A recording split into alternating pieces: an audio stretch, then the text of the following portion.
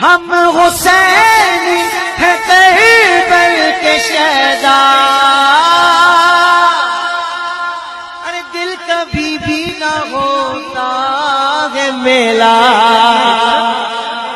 دل کبھی بھی نہ ہوتا ہے میلا،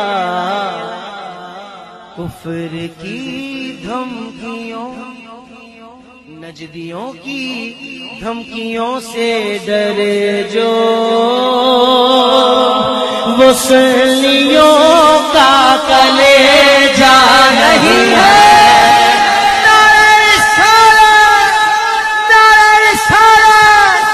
نجد کی دھمکیوں سے ڈرے جو عرش حق ہے مسند رفعت رسول اللہ کی، وہ جہنم میں گیا جو ان سے مستغنی ہوا ہے، خلیل اللہ کو حاجت رسول اللہ کی ہے، خلیل اللہ کو حاجت رسول اللہ کی، عرش حق ہے مسند رفعت رسول اللہ کی۔ معزز سامعین، تمام تر حمد و ثنا تعریف و توصیف کے لائق وہ بار الہ ہے جو عرش اولیٰ کی بلندیوں سے لے کر تحت ثری کی گہرائیوں تک ہر شے کا خالق، مالک، معبود حقیقی اور معبود برحق ہے۔ ہزارہ درود خدا کے لاڈلے پیغمبر آقائے نامدار مدنی تاجدار حبیب کردگار جناب محمد مصطفیٰ صلی اللہ علیہ وآلہ وسلم کی ذات بابرکات پر، جن کے وسیلہ جلیلہ سے اللہ رب العزت نے ہم کو بے شمار نعمتوں سے سرفراز فرمایا، بے شمار انعامات عطا فرمائے، لیکن پیارے محبوب صلی اللہ علیہ وآلہ وسلم کے طفیل کسی ایک نعمت پر بھی احسان تک نہ جتلایا۔ اللہ رب العزت نے اپنی لاریب کتاب میں متقین کی کچھ صفات، نشانیاں بیان فرمائیں، اور ہمارا یہی موضوع پچھلے جمعۃ المبارک کے خطبہ میں بھی چل رہا تھا، جن کے اندر ہم نے 3 نشانیاں جو سورہ بقرہ کی پہلی آیات کے اندر موجود ہیں وہ بیان کی تھیں۔ رب ذوالجلال ارشاد فرماتا ہے والذین یؤمنون بما انزل الیک، فرمایا کہ متقین کی یہاں پہ چوتھی نشانی یہ ہے کہ وہ اس پر ایمان لاتے ہیں جو ہم نے نازل کیا، یعنی قرآن مجید یا دوسری جو کتابیں ہیں، اب آگے ان کا ذکر آئے گا وما انزل من قبلک، یعنی اس سے پیچھے جو ہم نے نازل کیا اس پر بھی ایمان لاتے ہیں، وبالآخرۃ ہم یوقنون، اور تیسری نشانی یہاں پہ آج کے موضوع کے حوالے سے یہ ہے کہ وہ آخرت پر یقین رکھتے ہیں۔ اب دیکھیں کہ پہلی نشانی کیا بتائی کہ والذین یؤمنون بالغیب، وہ جو غیب کے ساتھ ایمان لاتے ہیں، وَيُقِيمُونَ الصَّلَاةَ، نماز کو قائم رکھتے ہیں، وَمِمَّا رَزَقْنَاهُمْ يُنْفِقُونَ، اور ہم نے جو رزق ان کو دیا ہے اس رزق میں سے وہ ہماری راہ میں خرچ کرتے ہیں۔ اب آگے چوتھی نشانی کیا فرمایا وَالَّذِينَ يُؤْمِنُونَ بِمَا أُنزِلَ إِلَيْكَ، کہ وہ اس پر ایمان لاتے ہیں جو ہم نے ان کی طرف نازل کیا، بھیجا۔ اور پھر ارشاد فرمایا وما انزل من قبلک، اور اس پر بھی ایمان رکھتے ہیں جو اس سے پہلے ہم نے نازل کیا۔ اب دیکھیں کہ قرآن مجید پر ایمان لانا، بعض لوگ آج اپنی مرضی کے مطابق چاہتے ہیں کہ اسلام یا دین جو ہے یہ ہماری مرضی کے مطابق چلے، اور اسی غلط فہمی کے اندر، اسی بیماری کے اندر مبتلا ہو کے گمراہ ہو جاتے ہیں، اور پھر اپنی ضد، ہٹ دھرمی اور زبردستی اپنی وہ باتیں منوانے کے لیے پھر دباؤ ڈالتے ہیں، کبھی علماء پہ، کبھی وہ مختلف قسم سے یہ کام کرتے ہیں۔ اب دیکھیں کہ رب کو ہمارا ایمان کس طریقے کا چاہیے۔ فرمایا کہ تمہارے ایمان کی ضرورت اس طرح ہے کہ جیسے ایمان لائے صحابہ، قالوا سمعنا وَأَطَعْنَا، او سنتے اور فوراً کہتے ہم ایمان لے آئے۔ اب دیکھیں نا کہ کہاں ہمارا ایمان، کہاں صحابہ کرام کا ایمان۔ اور یہ جو بات قرآن مجید فرقان حمید کر رہا ہے، یہ بھی سورہ بقرہ کے آخری رکوع کے اندر باتیں موجود ہیں۔ قالوا سمعنا، وہ کہنے لگے محبوب ہم نے سنا، وَأَطَعْنَا، اور ہم نے اطاعت کی۔ تو رب ذوالجلال نے فرمایا کہ اس وقت تک تمہارا ایمان کامل ہے ہی نہیں جب تک جو کچھ ہم نے نازل کیا ہے اس پہ مکمل طور پہ ایمان نہ لے آؤ۔ اب قرآن مجید فرقان حمید کی کوئی بندہ کہے کہ میں باقی قرآن کو تو مانتا ہوں لیکن میں سورہ فاتحہ کو نہیں مانتا، میں باقی قرآن کو تو مانتا ہوں لیکن سورہ اخلاص کو نہیں مانتا، تو کیا ایمان کامل ہوگا؟ قرآن کہتا ہے والذین یؤمنون بما انزل الیک، متقین کی ایک نشانی یہ بھی ہے کہ جو ہم نے نازل کیا ہے اس پہ ایمان لاتے ہیں۔ اب دیکھیں کہ ان متقین کے اندر پھر ان کے درجے ہیں، اور ان درجات کے اندر رب تعالیٰ نے ان کو رکھا ہوا۔ ایک عالم دین ہے اس کا درجہ اور ہے، ایک حافظ ہے اس کا درجہ اور ہے، پھر اس کے بعد پھر آگے سلسلے جو چلیں شہداء، صالحین اور صحابہ کرام، تابعین، یہ مختلف ان کی جو کیٹیگریز ہیں جن کے اندر اللہ رب العزت نے ان کو درجات عطا فرمائے۔ تو اس سلسلہ میں ہم گفتگو کر رہے تھے حضرت عمر ابن عبدالعزیز رحمت اللہ تعالی علیہ پہ، کہ رب تعالی نے ان کو بھی بڑی شانیں عطا فرمائی تھیں، اور ان کے بارے میں حضرت فاروق اعظم رضی اللہ تعالی عنہ فرماتے تھے، یہ ترمذی نے اپنی تاریخ میں لکھا، حضرت عمر رضی اللہ تعالی عنہ فرمایا کرتے تھے میری اولاد میں سے ایک شخص کے چہرہ پر چوٹ کا نشان ہوگا۔ اب دیکھیں کہ حضرت عمر ابن عبدالعزیز ابھی پیدا نہیں ہوئے، سیدنا فاروق اعظم اس وقت یہ پیغام دے رہے تھے کہ میری اولاد میں ایک شخص ایسا پیدا ہوگا جس کے چہرے کے اوپر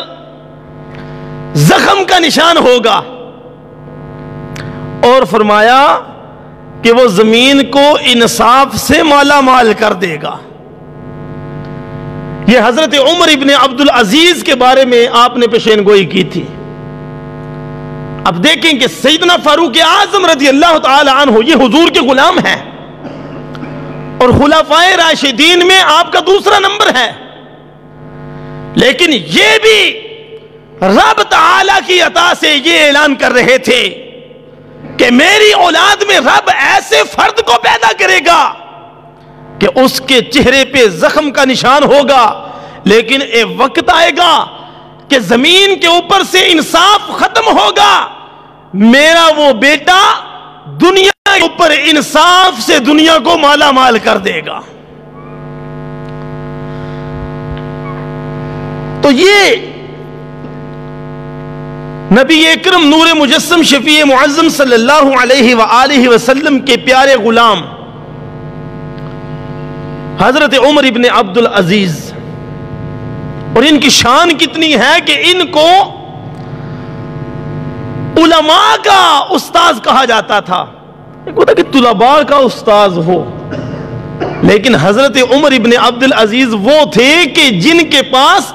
علماء علم حاصل کرنے کے لیے جایا کرتے تھے.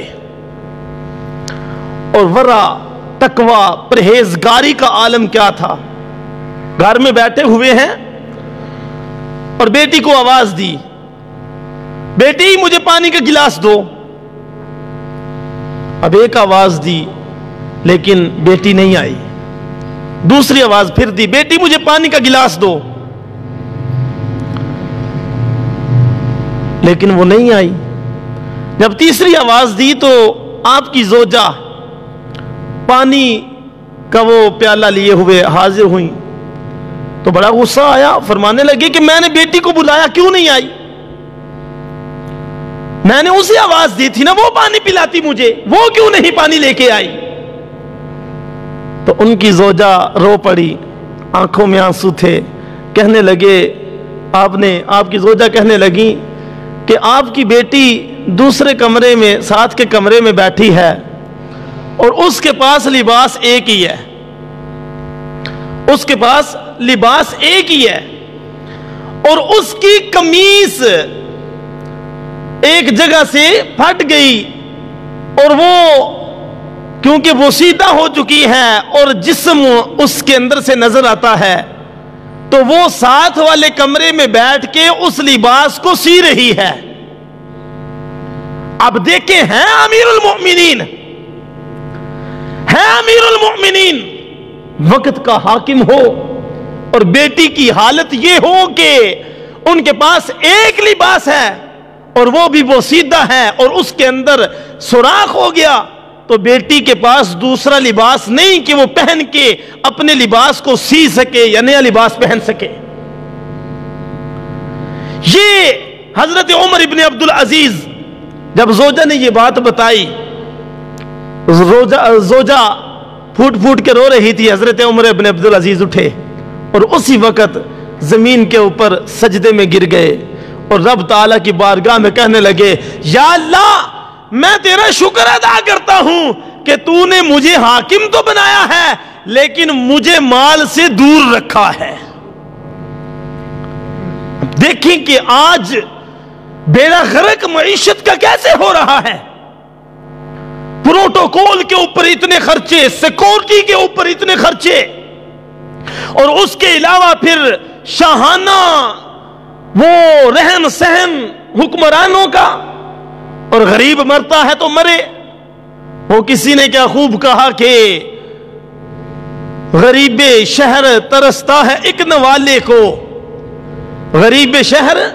ترستا ہے ایک والے کو، امیر شہر کے کتے بھی راج کرتے ہیں. اب دیکھیں کہ ایک طرف رائے ونڈ کے محلات کے اندر لوگوں نے شیر پالے ہوئے اور ان کے لیے روزانہ تازہ گوشت ڈالا جا رہا ہو، اور ایک طرف ایسا ماحول ہو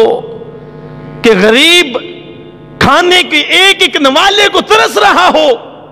تو پھر مجھے بتائیں، زمانے پہ زوال آئے گا یا رحم آئے گی؟ ادھر دنیا کے اندر دیکھا لوگوں نے، اور یہ پیغام دے گے حضرت عمر ابن عبد العزیز، اے دنیا کے اندر حکمرانی کرنے والوں، یاد رکھو ایک وقت آئے گا کہ یہ دنیا چھوڑ کے، یہ عالی شان محلات چھوڑ کے تم نے قبر کے اندر جانا ہے اور جا کے رب کے حضور اپنا منہ بھی دکھانا ہے. لہذا اس دنیا کے اوپر ناز کر کے ہمیشہ یہاں پہ رہنے کا پروگرام نہ بنا لینا. ہوئے نامور بے نشاں کیسے کیسے، زمین کھا گئی نوجوان کیسے کیسے. جگہ جی لگانے کی دنیا نہیں ہے، یہ عبرت کی جا ہے، تماشا نہیں ہے. تو اس سلسلہ میں حضرت عمر ابن عبد العزیز رب کا شکر ادا کر رہے ہیں. ایک دن آپ گھر تشریف لائے اور گھر آ کے آپ نے अपने बच्चों को आवाज दी, बेटी को, बड़ी बेटी को आवाज दी, वो करीब आई लेकिन दरवाजे के पास ही खड़ी हो गई और अपने मुंह के ऊपर हाथ रख लिया, अपना मुंह छुपा लिया। दोबारा फिर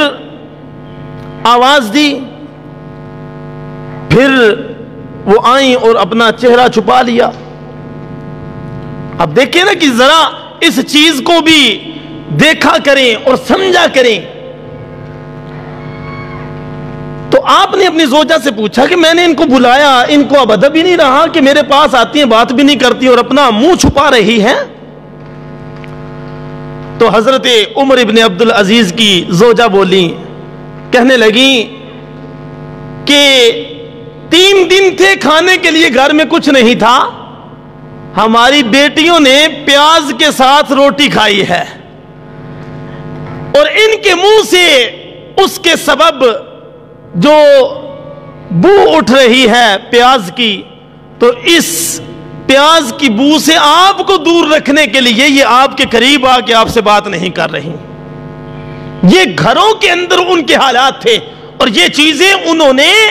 खुद नहीं अपनाई थी, बल्कि सैयदा खातून जन्नत फातिमा ज़हरा रज़ी अल्लाह ताला अन्हा से उन्होंने ये सबक पढ़ा हुआ था कि सैयदना हजरत अबू बकर सिद्दीक रज़ी अल्लाह ताला अन्हो और हजरत फारूक आजम रज़ी अल्लाह ताला अन्हो गली में थे कि महबूब अलैहिस्सलाम तशरीफ लाए। तो रास्ते में हुजूर अलैहिस्सलाम जब मिले, फरमाया कि तुम क्यों निकले? अर्ज करने लगे, या रसूल अल्लाह भूख लग रही थी निकले। फरमाया वल्लाह मैं भी इसलिए निकला कि मुझे भी खाने के लिए कुछ मैसर न था। फिर चलते चलते घर के पास पहुंचे तो एक सहाबी ने कहा, या रसूल अल्लाह मैं आपकी दावत करता हूं।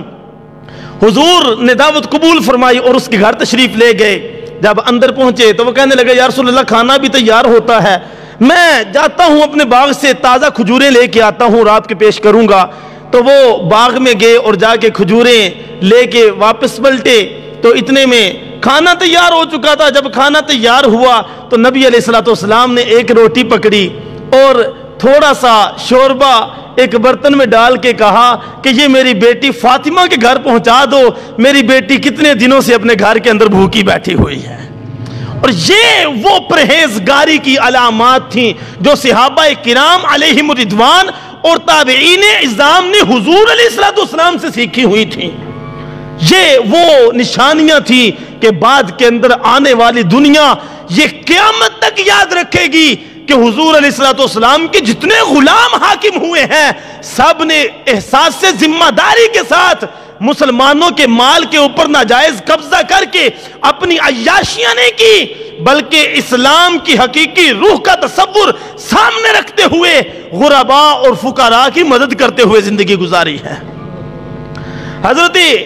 सैयदना उमर इब्ने अब्दुल अजीज रहमतुल्लाहि ताला अलैह, आप ये नहीं कि गरीब थे, आपकी जिंदगी को 2 अदवार पे तकसीम किया जाता है। एक दौर वो था कि जिस दौर के अंदर आपने अपनी जिंदगी के अंदर शाहाना लिबास भी पहने, आपके पास मालो दौलत भी था, आप कोई आम आदमी नहीं थे, आपके बाप से जायदाद में बहुत कुछ मिला था। लेकिन जिस वक्त आप अमीरुल मोमिनीन बने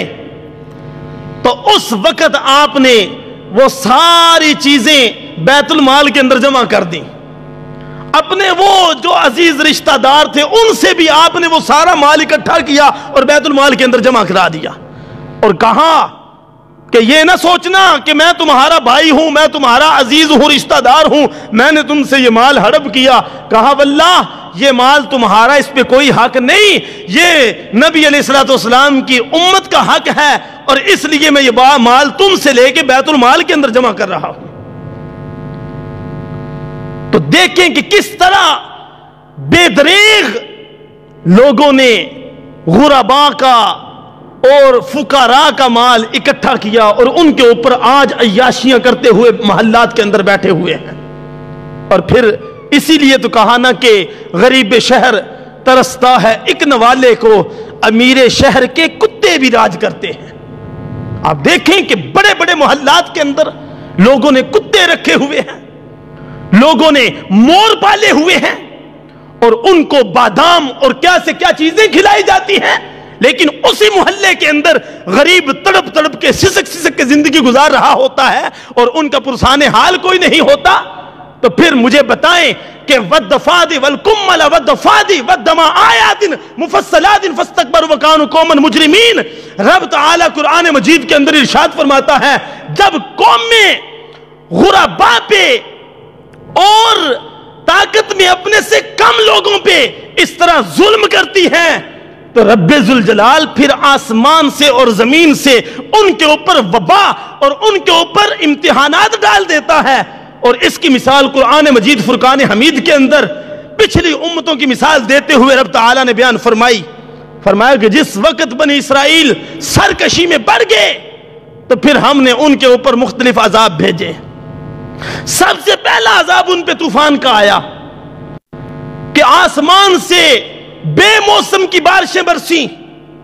اور زمین کے اندر پانی اتنا پھیلا کہ ان کی کھیتیاں تک تباہ ہو گئیں۔ 7 دن مسلسل یہ عذاب رہا۔ 7ویں دن جا کے موسیٰ علیہ السلام کے سامنے گڑ گڑا کے رونے لگے، موسیٰ ہمیں معافی لے دو، خدا کی قسم ہم ایمان لے آئیں گے، اب ہم تم پہ ظلم نہیں کریں گے، ہم بنی اسرائیل پہ ظلم نہیں کریں گے، لہٰذا ایک دفعہ معافی لے دو رب سے۔ وہ موسیٰ اللہ کے کلیم پیغمبر کرم پہ آگے اور دل کے اندر رب سے دعا کرنے لگے، مالک تیرے بندے ہیں، معافی جو مانگ رہے ہیں یا اللہ میں سفارش کرتا ہوں ان کو معافی دے دے۔ عذاب ٹل گیا، 1 ماہ کا وقفہ ہوا اور کھیتیاں پہلے سے زیادہ لہلہانے لگیں، بہت زیادہ سبزہ اگا اور ان کی ساری تنگیاں دور ہو گئیں۔ وہ پھر سرکش ہو گئے، کہنے لگے نہیں یہ بارش جو برس رہی تھی، یہ بارش جو برس رہی تھی یہ تو ہمارے فائدے کے لیے تھی کہ دیکھو ہماری زمین لہلہانے لگی ہے۔ وہ پھر سرکشی پہ اتر آئے، پھر موسیٰ علیہ السلام کا انکار کیا، پھر بنی اسرائیل کے اوپر ظلم کرنے لگے تو رب تعالیٰ نے ان کے اوپر دوسرا عذاب بھیج دیا کہ ٹڈیاں بھیج دیں اور ٹڈی دل کے لشکر آتے اور آ کے ان کی ہری بھری کھیتیوں کو نوچ کے کھا کے چلے جاتے، یہاں تک کہ ان کے گھروں کے اندر ان کے کپڑے تک انہوں نے خراب کر دیے۔ تو وہ بڑے پریشان ہوئے، 7 دن تک یہ بھی عذاب رہا اور پھر 7ویں دن رونے لگے، موسیٰ علیہ السلام سے کہنے لگے کہ اللہ سے دعا کیجئے، اب ہم تڑپ رہے ہیں، ہم بالکل پکی معافی مانگیں گے، ہمیں معافی دے دے۔ تو حضرت موسیٰ علیہ السلام نے پھر اللہ سے دعا کی، یا اللہ تیرے بندے ہیں، ان کو معاف کر دے، یہ ایمان لے آئیں گے۔ لیکن جس وقت 1 ماہ گزرا تھا پھر سرکشی پہ اتر آئے۔ تو آپ اندازہ تو کریں نا کہ پہلے بیماریاں، وبائیں، ابتلائیں آئیں، جیسے آج دنیا جس سے نبرد آزما ہے، کرونا وائرس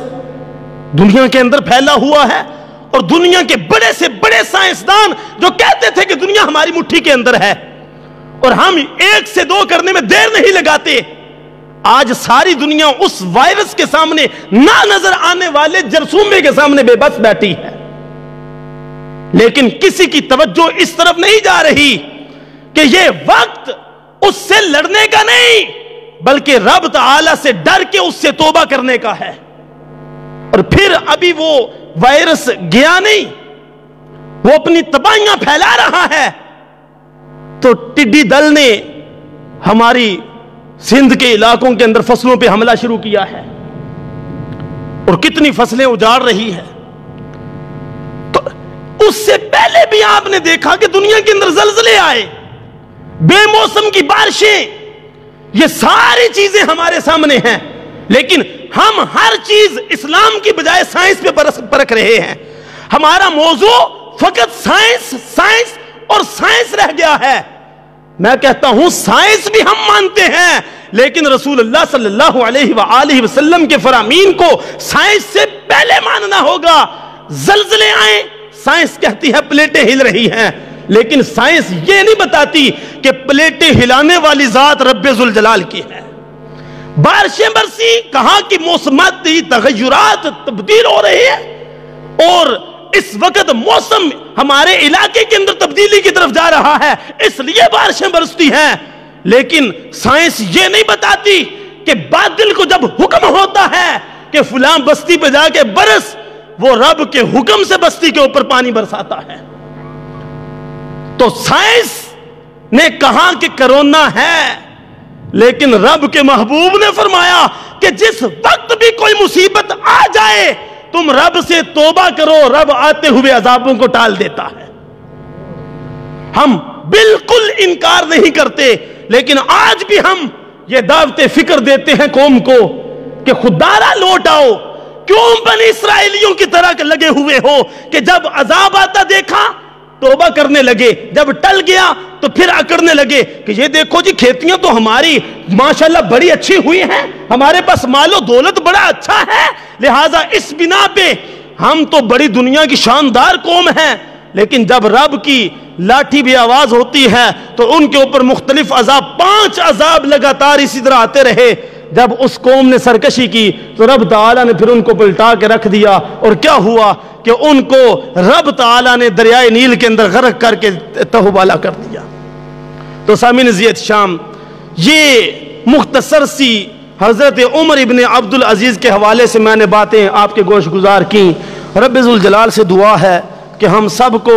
حضرت عمر ابن عبدالعزیز کے جیسا کردار ادا کرنے اور ان جیسا